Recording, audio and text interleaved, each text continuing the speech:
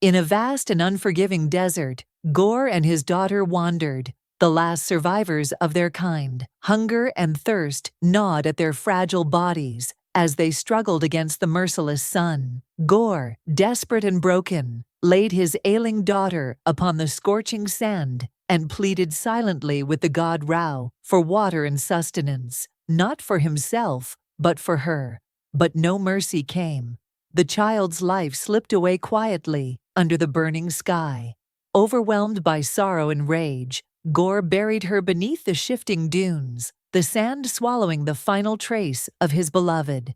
Time passed. Voices stirred in the distance, leading him to a lush oasis. There, among the ripe fruits and shimmering waters, the gods rested, indifferent and decadent. Their faith had long vanished, leaving no hope for the suffering. Gorr's anguish turned into defiance as he renounced the gods who had forsaken him and his daughter. In that moment, the necrosword chose him, a dark weapon born from shadows and hatred. Its cold promise sparked a vow deep within his soul. All gods would fall.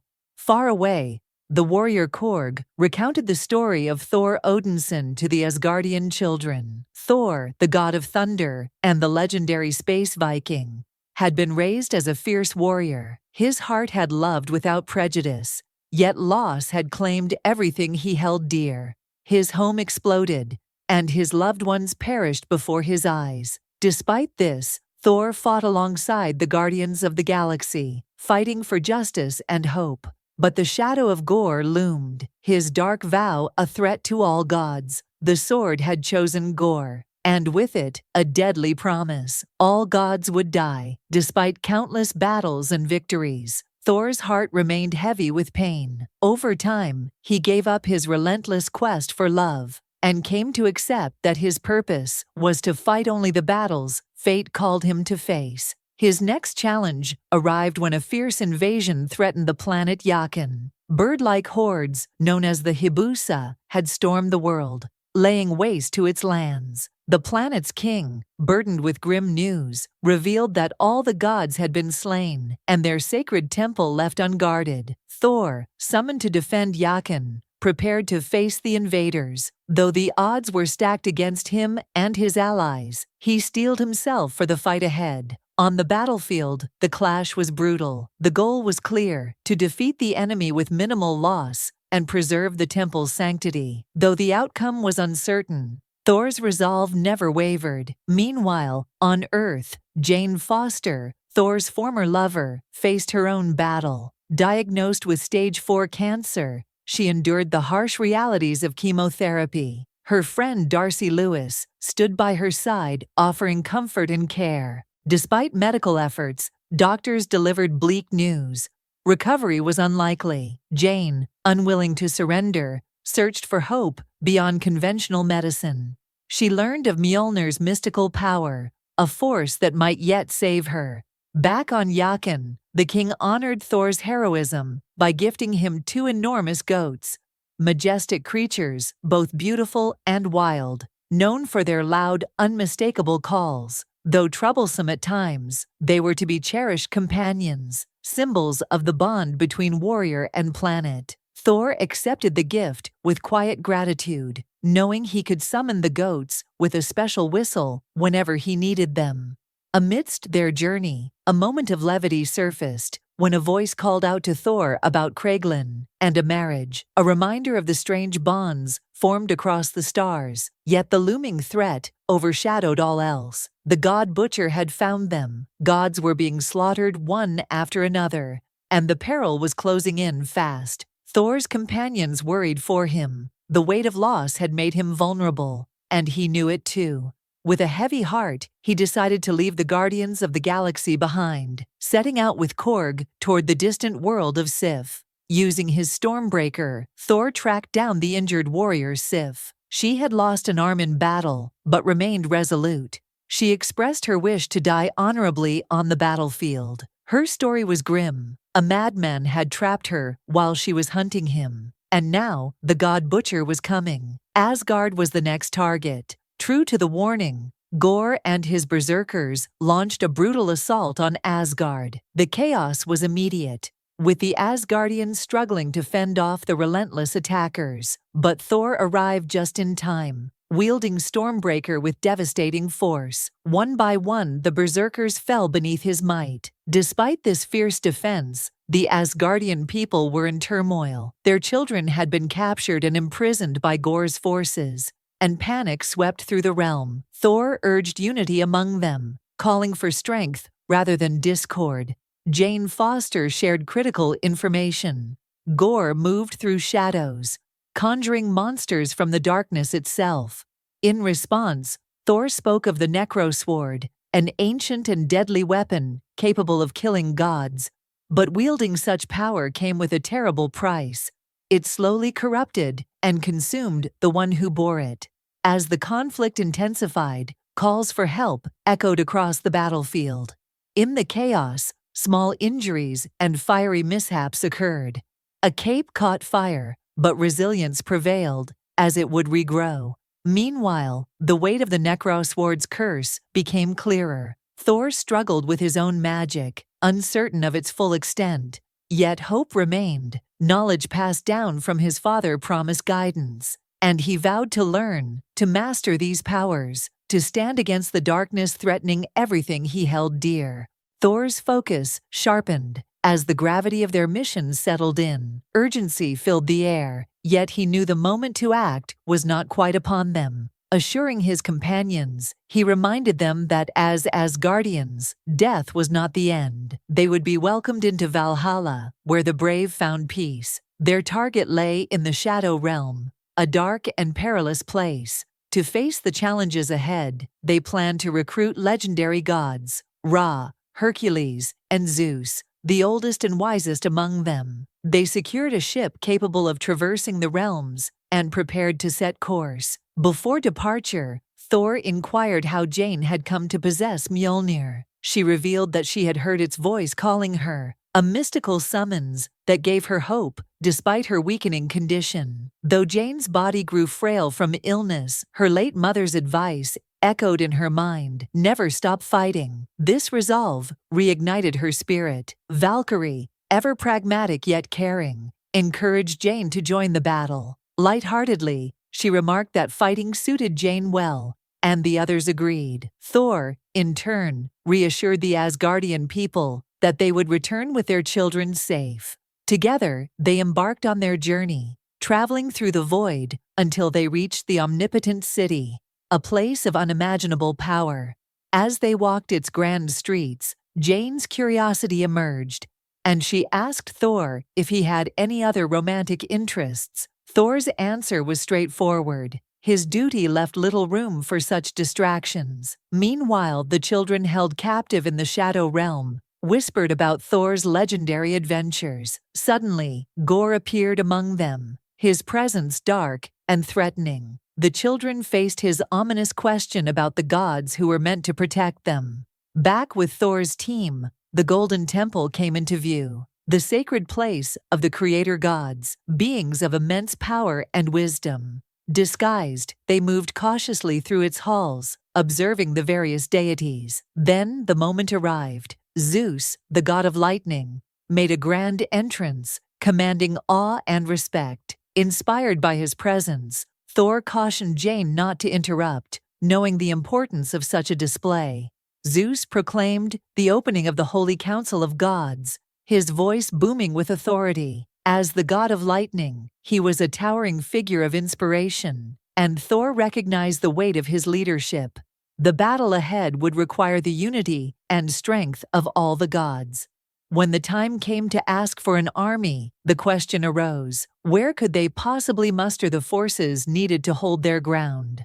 Doubts lingered. Maybe Zeus wasn't as great as they hoped, yet Thor knew that when the moment was right, he had to confront the god directly. That moment had arrived. Voices echoed through the grand hall, filled with both reverence and tension. The honor and privilege of being in the presence of gods weighed heavily on all, but the stench of fear was palpable. Among them lurked a maniac, the God Butcher, who sought to end them all. His destruction was widespread, entire planets left in ruin. Zeus appeared dismissive, telling the heroes to be silent and sit down. But Thor and his allies knew they had to act. The god of thunder, once a symbol of hope, was now challenged by the encroaching darkness. The mighty had fallen, and even Zeus showed signs of fear. In the Golden Temple, Thor sought to borrow Zeus's thunderbolt, but the god refused. The stakes were clear. If the God Butcher reached eternity first, he would gain a power that granted the desire of the one who touched it. Time was running out, and the gods needed to act immediately. Yet uncertainty hung in the air. Had they lost their way? As the battle unfolded, Thor promised to protect those who were imprisoned. He reached out to the captured children through a projected image, encouraging them to find courage in the face of despair. Valkyrie voiced her fears that their plan was failing. Without an army of gods, they were weaker than before and vulnerable in the shadow realm. Thor countered her doubts with confidence, reminding her of their victory over Zeus, a feat not easily achieved, and insisted they would succeed. On the journey, Thor noticed Stormbreaker behaving strangely, as if jealous of the attention he was giving to Jane and Mjolnir. He reassured the weapon, telling it that Mjolnir belonged to the past, and that both Stormbreaker and Jane were now his closest companions. Thor expressed his feelings for Jane, revealing his desire to be with her. Jane, battling cancer, confessed that Mjolnir had called to her. She hoped that if science failed to heal her, perhaps the magic of a Viking god might. Thor assured her of her worthiness, emphasizing that Mjolnir had chosen her and that she had made him worthy by teaching him how to wield the hammer. Together, they decided to face whatever came next. Thor declared his exhaustion from surrendering to fate and his desire to be with Jane on his own terms. Jane reminded him of her illness, and Thor acknowledged that was why she came to New Asgard. He reminded her that the hammer had chosen her because she was worthy, and that they could face the future together. Soon after, Valkyrie announced their arrival in the Shadow Realm, a place where all color had faded. They began searching desperately for the kidnapped children, but soon realized it was a trap. Jane, understanding the significance of Bifrost as the key to reaching eternity, made a decisive move. She hurled Stormbreaker away, preventing Gorr from using Bifrost to reach eternity. Confusion and frustration rose. Why would she throw the hammer away when it was needed to open the gates? But Jane's action was deliberate. Korax appeared, challenging others to address him correctly. Axe, not dentist, he condemned the gods for their inaction when help was needed and declared his own mission of creating peace through drastic means. The accusations of murdering innocent gods were met with harsh truths. The sisterhood had been led to slaughter, and the reckoning was at hand. Amidst it all, the cold reality settled in. Death was imminent.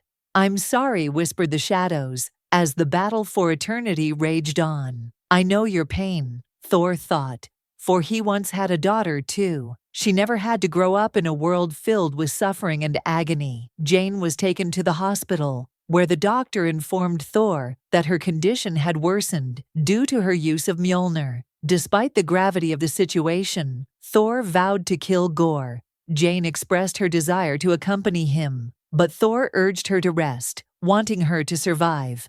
He confessed his love to her, emphasizing that they had a chance together, and if she wielded Mjolnir again, that chance might slip away. Jane agreed, asking him to return safely.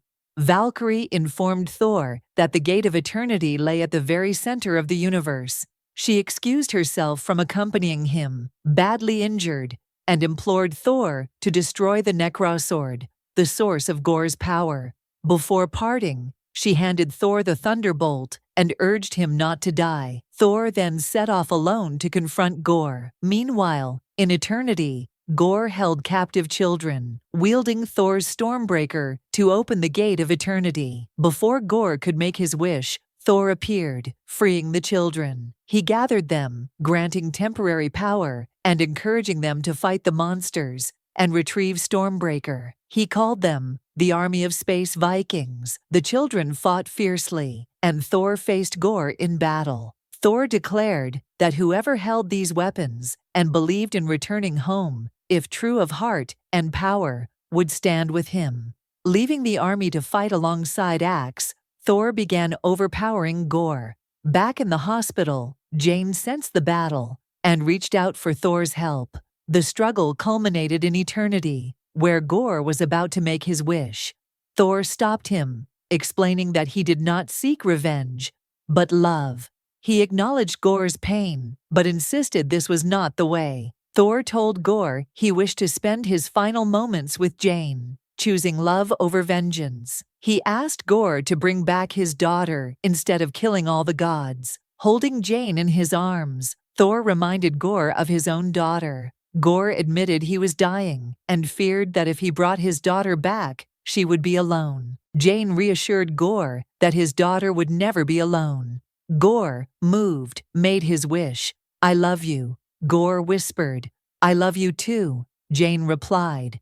Before dying, Gorr requested Thor to protect and raise his daughter.